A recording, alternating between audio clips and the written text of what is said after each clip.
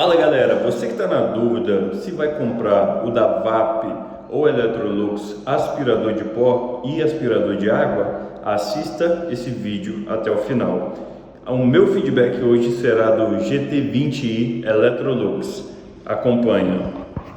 Este aspirador aqui, acabei de fazer um outro vídeo para o YouTube mostrando na prática aqui, testando a brutalidade deste produto. Ele é 1800 watts, aspirador de pó e aspirador de água, tá?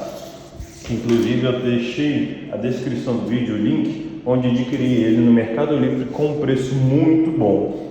Ele é 20 ampere a fiação dele, ele é 127 volts e 20 ampere de tomada. E ele é soprador também.